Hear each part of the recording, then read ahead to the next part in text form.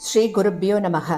குருர் பிரம்மா குருர் விஷ்ணுர் குருர் தேவோ மகேஸ்வரக குரு சாட்சாத் பரம் பிரம்ம தஸ்மை ஸ்ரீ குரவே நமக. சதாசிவசமாரம்பாம் சங்கராச்சாரிய மத்தியமாம் அஸ்மதாச்சாரிய பர்யந்தாம் வந்தே குரு பரம்பராம். குரவே சர்வலோகானாம் விஷஜே பவரோகிணாம் நிதயே சர்வவித்யானாம் தட்சிணாமூர்த்தயே நமக.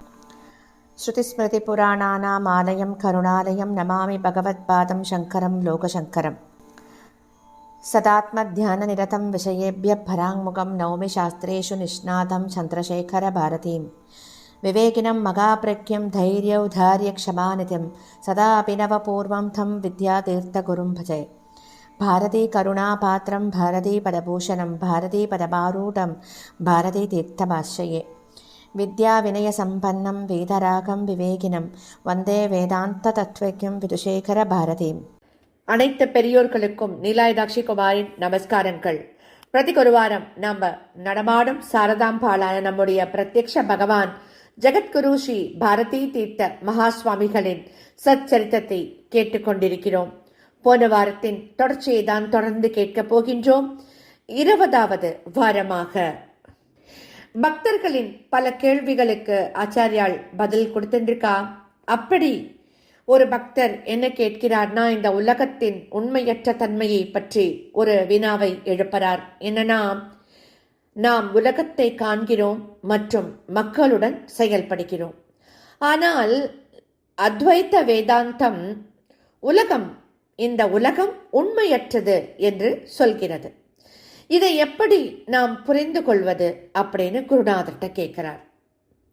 குருநாதர் சொல்றார் பதில், இந்த பிரபஞ்சம் காணப்படுவதால் அது அசத் கிடையாது. அதாவது முயற்கொம்பு போல முழுமையாக உண்மையற்றது கிடையாது. ஆனால் அது சத், அதுவும் கிடையாது. அதாவது பரம்பொருளை போன்ற முழுமையான உண்மையும் கிடையாது.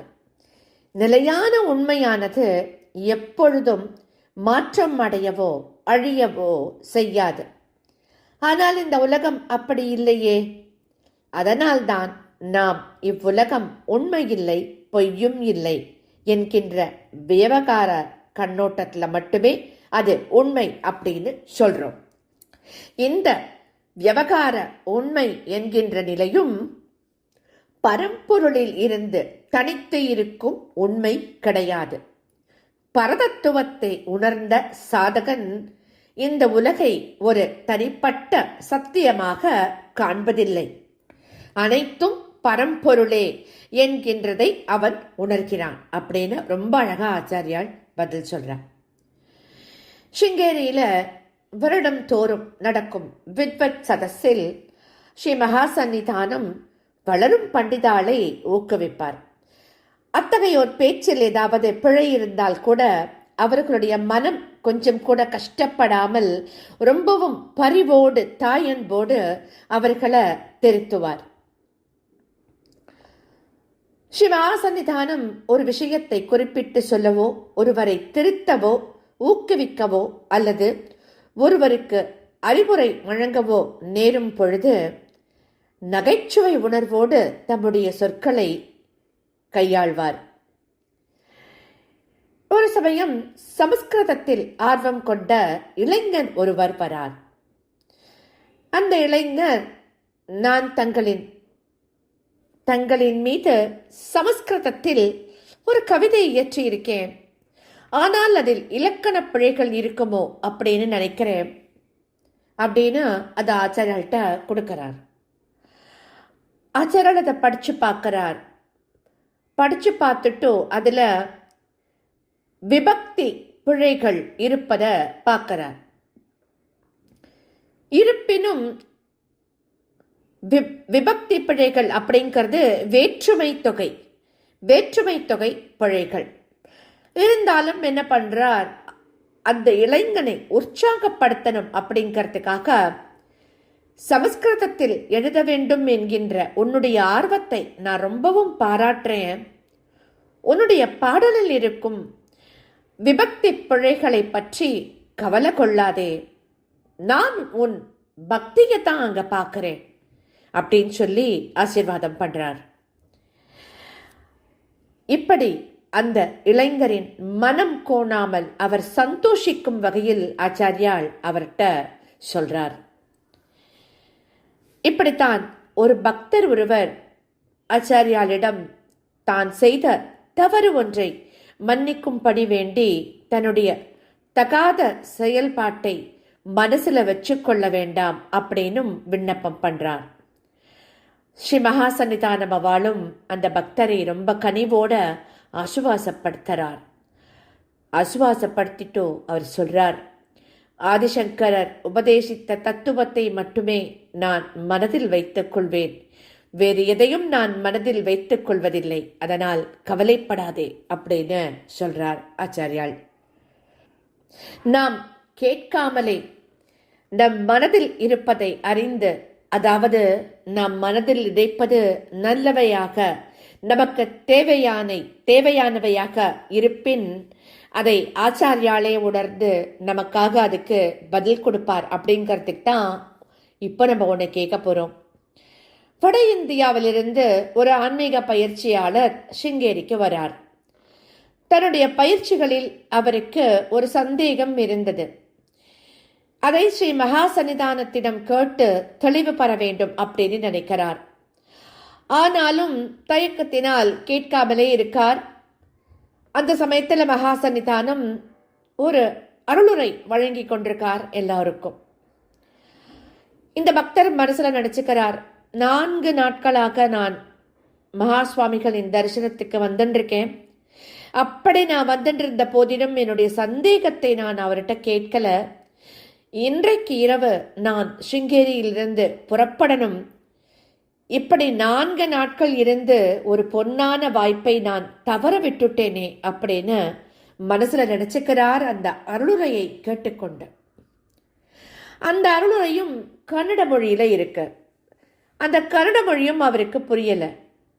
ஆனா அந்த கன்னட உரையின் நடுவில் ஸ்ரீ ஆச்சாரியால் ஒரு சமஸ்கிருத ஸ்லோகத்தை சொல்லி புன்னகையோட ஒரு புன் சிரிப்போட இந்த பக்தர் உட்கார்ந்து இருக்கிற இடத்தை நோக்கி பார்க்கிறார். கேட்டதும் நமக்கு அப்படியே நோ பண்றது இல்ல. ஸ்லோகத்தில் தான் கேட்காமல் விட்ட தன்னுடைய சந்தேகத்திற்கு விடை இருப்பதை அவர் உணர்ந்துக்கிறார். அப்போ அருளுரை நிறைவு பெற்ற பின் அவர் தன்னுடைய இந்த அனுபவத்தை சிங்கேரியில் அவருக்கு ரொம்பவும் பரிச்சயமான ஒருவரிடம் பகிர்ந்துக்கிறார். அவர் சொல்றார், நான் ரொம்பவும் பாக்கியசாலின்னு நினைக்கிறேன். மகா சுவாமிகள் என்னுடைய சந்தேகத்தை அவருடைய அருளுரையின் மூலமாக தீர்த்து விட்டார். நான் சிங்கேரிக்கு வந்ததன் நோக்கம் எனக்கு நிறைவடைந்து விட்டதுன்னு ரொம்ப சந்தோஷமா சொல்றார். அதை கேட்டுருக்கிற அந்த பக்தர் சொல்றார், ரொம்ப சந்தோஷம். இந்த மாதிரி பல நிகழ்வுகள் இங்க அடிக்கடி நடந்து கொண்டுதான் இருக்கு அப்படின்னு சொல்றார். இதை கேட்கும் போதே நமக்கு என்னவோ பண்றது இல்லையா? மகாசன்னிதானம் எப்போதுமே குழந்தைகளிடம் ரொம்பவும் கனிவாக பேசுவார். கனிவாகத்தான் பேசுவார். அவளுக்கு தனியாக எப்போதுமே அருளை கொடுப்பார். எப்போதுமே எப்படி என்ன சொல்லுவார்னா, குழந்தைகள் வந்தா, உனக்கு இந்த பழம் வேணுமா, இந்த பழம் உனக்கு வேணும்னா நீ ஒரு ஸ்லோகம் சொல்லு, இந்த ஸ்லோகம் சொன்னியானா இந்த பழத்தை உனக்கு நான் தருவேன் அப்படின்னு சொல்லி அந்த குழந்தைய ஊக்குவிச்சு அந்த குழந்தைய ஸ்லோகம் சொல்ல வச்சு அந்த பழத்தை அந்த குழந்தைகள்கிட்ட கொடுப்பார். குருவின் அனுகிரகத்தினால் நிறைய விஷயங்கள் நிறைய பேருக்கு அவ்வளவு அழகா நடந்திருக்கும், அவ்வளோ நன்னா நடந்திருக்கும். சொல்லிட்டு இருக்கிற எனக்கு பல விஷயங்கள் ஆச்சாரியாளுடைய அருள்ல, ஆச்சாரியாலோட கிருபையில எனக்கு நடந்திருக்கு அப்படின்னு சொன்னா அதை சொல்லிண்டே போகலாம். இந்த மாதிரி நிறைய பக்தர்கள், ஒரு பக்தர் நினைப்பார், தங்களுடைய அருள் மற்றும் வழிகாட்டுதலால் மட்டுமே என்னுடைய ஆன்மீக பயிற்சிகள்ல நான் முன்னேற்றம் காண்கிறேன் அப்படின்னு சொல்லுவார் ஆச்சாரியால்கிட்ட.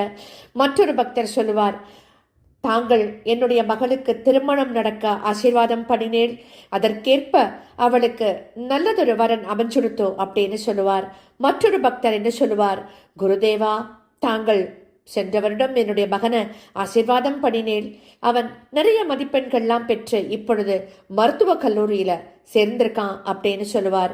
இன்னொரு பக்தையோ என்ன சொல்லுவார்னா, குருநாதா, தாங்கள் முன்னரே சொல்லியபடி மருத்துவர் என்னுடைய கணவருக்கு அறுவை சிகிச்சை அவசியமில்லை அப்படின்னு தெரிவித்து விட்டார் அப்படின்னு சொல்லுவா.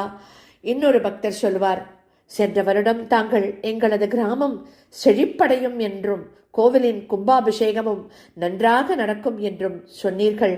உங்களுடைய வாக்கு பலித்துவிட்டது குருதேவா அப்படின்னு சொல்லுவார். இன்னொரு பக்தர் சொல்லுவார், மகா சுவாமிகளின் அருளினால் மீனவ சமூகத்தினரான நாங்கள் சந்தோஷமாக வாழ்கிறோம் அப்படின்னு சொல்லுவா. இன்னொரு பக்தர் சொல்லுவார், எங்களுடைய பொருளாதார சிக்கல்கள் எல்லாமே மகா சுவாமிகளின் அனுகிரகத்தினால் தீர்ந்து விட்டது அப்படின்னு. இன்னொருவரோ, சுவாமிஜி, என்னுடைய மகனுக்கு தங்களது ஆசீர்வாதத்தால் நல்ல வருமானம் வரும் வேலை ஒன்று கிடைச்சிருக்கு அப்படின்னு சொல்லுவார். குழந்தைகள் சொல்லுவா, குருநாதா, தங்களின் அருளினால் மட்டுமே எங்களால் பகவத்கீதையை முழுவதுமாக மனப்பாடம் செய்து இங்கு ஒப்பிக்க முடிந்தது அப்படின்னு வேண்டிப்பாளாம். இன்னொரு பக்தை சொல்வாராம், தங்களின் ஆசைகளுக்கு மிக்க நன்றி குருதேவா. இவ்வளவு நாட்களாக குழந்தை பாக்கியம் இல்லாமல் இருந்த என்னுடைய மகள் இப்பொழுது கருவுற்றிருக்கிறாள் அப்படின்னு சொல்லுவாளாம். இவை எல்லாவற்றிற்கும் ஆச்சாரியாலின் பதில் என்னவாக இருக்கும் தெரியுமா? இப்படி பல்லாயிரக்கணக்கான மக்கள் அருளாசி மற்றும் வழிகாட்டுதல் வேண்டி ஆச்சாரியால நாடி வருவா. ஆச்சாரியால் எல்லோருக்கும் ஆசிகள் கொடுப்பார். அவர்கள் எல்லோருமே தங்களுடைய பிரார்த்தனைகள் நிறைவடைந்ததும் ஆச்சாரியால் தான் அதற்கு காரணம் அப்படின்னு சொல்லுவா. ஆனா அதற்கான பெருமை தன்னை சேர்ந்தது இல்லைன்னு வினயத்தோடு சொல்லுவார் ஆச்சாரியால். இது சாரதாம்பாளின் அருளால் நடைபெற்றது, நான் ஒண்ணுமே பண்ணல அப்படின்னு தான் ஆச்சாரியாலோட பதிலா இருக்கும். இது அப்பேற்பட்ட குருநாதர் நமக்கு கிடைச்சிருக்கார். ஸ்ரீ மகா சன்னிதானம் அவர்களின் கவனம், கனிவு மற்றும் பராமரிப்பை பெற்ற விலங்குகளில் பசுக்கள், யானைகள் மற்றும் மான்கள்லாம் அடங்கும். மனுஷாளுக்கு மட்டும் அவர் அருள் கொடுக்கல, இப்பேற்பட்ட விலங்குகளையும் அவர் அத்தனை பாதுகாத்து அத்தனை எல்லாம் பண்ணிருக்கார் அந்த விலங்குகளுக்கு. அவருடைய கட்டளையின் பேரில் எண்ணற்ற பசுக்கள் சிங்கேரியிலும் இந்தியாவின் மற்ற பல இடங்களிலும் கோஷாலைகள்ல நன்கு பராமரிக்கப்பட்டு வந்துருக்கு. அவ்வப்பொழுது மகா சன்னிதானம் தாமே சென்று மடத்தின் யானைகளுக்கு பழங்கள் மற்றும் உணவு வகைகளை கொடுப்பார். ஒரு சமயம் யானை ஒன்று திடீரென்று உடல் நலம் குன்றி நடக்கும் சக்தியை இழந்துடுத்தும். யானை பாகனோ மற்றவர்களோ முயன்றும் யானையால நடக்கவே முடியல. மடத்தோட அலுவலர் ஒருவர் இதனை ஸ்ரீ மகா சன்னிதானத்திடம் வந்து தெரிவிக்கிறார். அவர் தெரிவிச்ச உடனேயே ஆச்சாரியால் ஒரு கொஞ்ச நேரம் கண்ணு மூடிண்டு பிரார்த்தனை பண்றார். பிரார்த்தனை பண்ணிட்டு, இந்த பிரசாதத்தை எடுத்து சென்று யானையோட நெற்றியில இடுங்கோ அப்படின்னு சொல்றார். உடல்நிலை சரியில்லாத யானையின் நெற்றியில் பிரசாதத்தை இட்ட உடனேயே அந்த யானை நடக்க ஆரம்பிச்சுடுத்து. அங்கிருந்த அத்தனை பேருக்கும் அத்தனை மகிழ்ச்சி. இப்படித்தான் பல விஷயங்கள் சிங்கேரியில நடந்துருக்கு இன்னைக்கும். இந்த யானை நல்லபடியாக நடந்தத உதவியாளர் திரும்ப வந்து சொல்றார், குருநாதா, தங்களுடைய அருள் யானையையும் நடக்க வைத்து விட்டது அப்படின்னு சொல்றார். நான் அதை குணப்படுத்தல, யானை நடக்க தேவையான பலத்தை தருமாறு ஆஞ்சநேயரை வேண்டினேன். என்னுடைய பிரார்த்தனையை இறைவன் ஏற்றுண்டுட்டார், அவ்வளவுதான் அப்படின்னு ஆச்சாரியால் சொல்றா. என்ன நமக்கு சொல்றது இல்லையா? நமக்கு புல்லரிச்சுண்டு கண்ணில் ஜலம் வர்றதை தவிர்த்து வேற எதுவும் நமக்கு இப்போ நடக்கலை. இதுக்கப்புறமா என்ன அப்படிங்கிறத நம்ம அடுத்த வாரம் தொடர்ந்து கேட்கலாம். ஸ்ரீ சத்குரு பாகி பாகி. ஸ்ரீ சத்குருநாதா சரணம் சரணம் சரணம்.